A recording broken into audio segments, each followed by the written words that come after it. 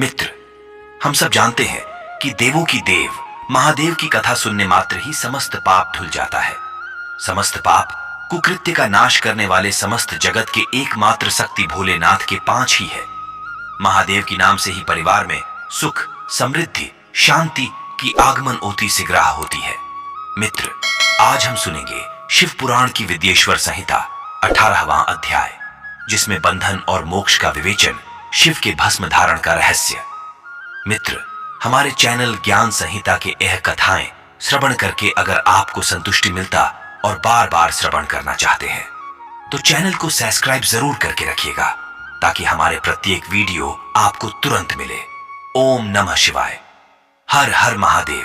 चलिए शुरू करते हैं। ऋषि बोले, सर्वज्ञों में श्रेष्ठ सूत जी, बंधन और मोक्ष क्या है? कृपया हम पर कृपा कर हमें बताएं। सूत जी ने कहा, महर्षियों, मैं बंधन और मोक्ष के स्वरूप व उपाय का वर्णन तुम्हारे लिए कर रहा हूं। पृथ्वी के 8 बंधनों के कारण ही आत्मा की जीव संज्ञा है, अर्थात बंधनों में बंधा हुआ जीव बद्ध कहलाता है, और जो उन बंधनों से छूटा हुआ है उसे मुक्त कहते हैं। प्रकृति, बुद्धि, त्रिगुणात्मक अहंकार और 5 तन्मात्राएं आदि 8 तत्वों के समूह से देह की उत्पत्ति हुई है। देह से कर्म होता है और फिर कर्म से नूतन देह की उत्पत्ति होती है। शरीर को स्थूल, सूक्ष्म और कारण के भेद से जानना चाहिए। स्थूल शरीर व्यापार कराने वाला, सूक्ष्म शरीर इंद्रिय भोग प्रदान करने वाला तथा शरीर को आत्मानंद की अनुभूति कराने वाला होता है। कर्मों के द्वारा ही जीव पाप और पुण्य भोगता है। इन्हीं से सुख दुख की प्राप्ति होती है। अतः कर्मपाश में बंधकर जीव शुभाशुभ कर्मों द्वारा चक्र की भांति घुमाया जाता है। इससे छुटकारा पाने के लिए महाचक्र के कर्ता भगवान शिव की स्तुति और आराधना करनी चाहिए। शिव ही सर्वज्ञ, परिपूर्ण और अनंत शक्तियों को धारण किए हैं। जो मन, वचन, शरीर और धन से बैरलिंग या भक्तजनों में शिव भावना करके उनकी पूजा करते हैं, उन पर शिव जी की कृपा अवश्य होती है। शिवलिंग में शिव की प्रतिमा ने शिव भक्तजनों में शिव की भावना करके उनकी प्रसन्नता के लिए पूजा करनी चाहिए। पूजन शरीर, मन, वाणी और धन से कर सकते हैं। भगवान शिव पूजा करने वाले पर विशेष कृपा करते हैं और अपने लोक में निवास का सौभाग्य प्रदान करते हैं। जब तन्मात्राएं वश में हो जाती हैं, तब जीव जगदम्बा सहित शिव का सामीप्य प्राप्त कर लेता है। भगवान का प्रसाद प्राप्त होने पर बुद्धि वश में हो जाती है। सर्वज्ञता और तृप्ति शिव के ऐश्वर्य हैं। इन्हें पाकर मनुष्य की मुक्ति हो जाती है। इसलिए शिव का कृपा प्रसाद प्राप्त करने के लिए उन्हीं का पूजन करना चाहिए। शिव क्रिया, शिव तप, शिव मंत्र जाप, शिव ज्ञान और शिव ध्यान प्रतिदिन प्रातः से रात को सोते समय तक, जन्म से मृत्यु तक करना चाहिए एवं मंत्रों और विभिन्न पुष्पों से शिव की पूजा करनी चाहिए। ऐसा करने से भगवान शिव का लोक प्राप्त होता है।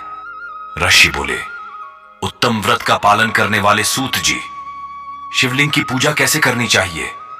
कृपया हमें बताइए। सूत जी ने कहा, ब्राह्मणों, सभी कामनाओं को पूर्ण करने वाले लिंग के स्वरूप का मैं तुमसे वर्णन कर रहा हूं।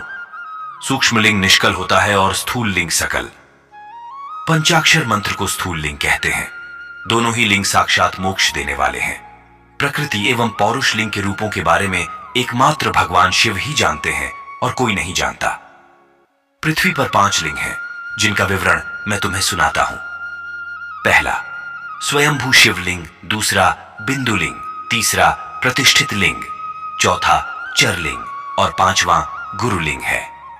देवर्षियों की तपस्या से संतुष्ट हो उनके समीप प्रकट होने के लिए पृथ्वी के अंतर्गत बीज रूप में व्याप्त हुए भगवान शिव वृक्षों के अंकुर की भांति भूमि को भेद कर नादलिंग के रूप में व्यक्त हो जाते हैं। स्वतः प्रकट होने के कारण ही इसका नाम स्वयंभूलिंग है। इसकी आराधना करने से ज्ञान की वृद्धि होती है। सोने, चांदी, भूमि, वेदी पर हाथ से प्रणव मंत्र लिखकर भगवान शिव की प्रतिष्ठा और आह्वान करें तथा 16 उपचारों से उनकी पूजा करें। ऐसा करने से साधक को ऐश्वर्य की प्राप्ति होती है। देवताओं और ऋषियों ने आत्मसिद्धि के लिए पौरुष लिंग की स्थापना मंत्रों के उच्चारण द्वारा की है। यही प्रतिष्ठित लिंग कहलाता है। किसी ब्राह्मण अथवा राजा द्वारा मंत्र पूर्वक स्थापित किया गया लिंग भी प्रतिष्ठित लिंग कहलाता है, किंतु वह प्राकृत लिंग है। शक्तिशाली और नित्य होने वाला पौरुष लिंग तथा दुर्बल और अनित्य होने वाला प्राकृत लिंग कहलाता है। लिंग नाभि, जीभ, हृदय और मस्तक में विराजमान आध्यात्मिक लिंग को चर लिंग कहते हैं। पर्वत को पौरुष लिंग और भूतल को विद्वान प्राकृत लिंग मानते हैं। पौरुष लिंग समस्त ऐश्वर्य को प्रदान करने वाला है। प्राकृत लिंग धन प्रदान करने वाला है। चरलिंग में सबसे प्रथम रसलिंग ब्राह्मणों को अभीष्ट वस्तु प्रदान करने वाला है। सुवर्ण लिंग वैश्यों को धन, बाण लिंग क्षत्रियों को राज्य, सुंदर लिंग शूद्रों को महाशुद्धि प्रदान करने वाला है।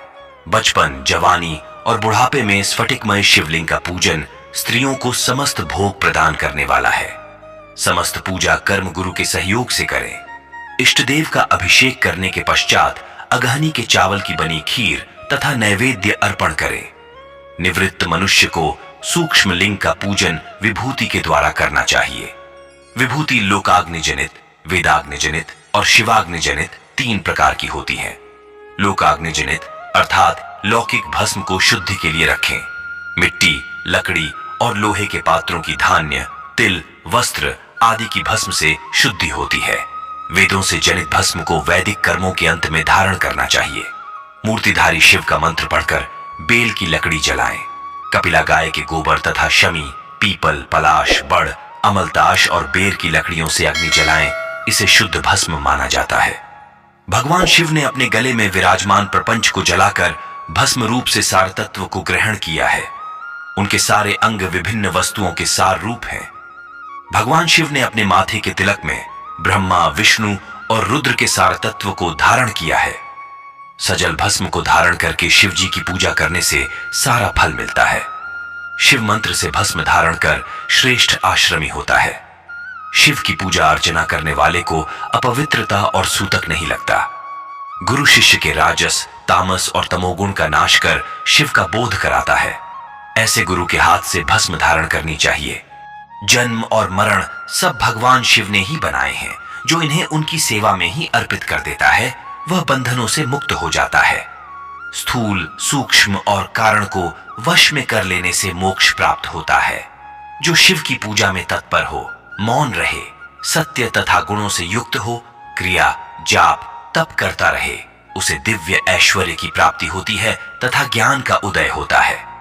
शिव भक्त यथा योग्य क्रिया एवं अनुष्ठान करें तथा धन का उपयोग कर शिव स्थान में निवास करें। भगवान शिव के माहात्म्य का सभी के सामने प्रचार करें। शिव मंत्र के रहस्य को उनके अलावा कोई नहीं जानता है, इसलिए शिवलिंग का नित्य पूजन करें। ओम नमः शिवाय। हर हर महादेव।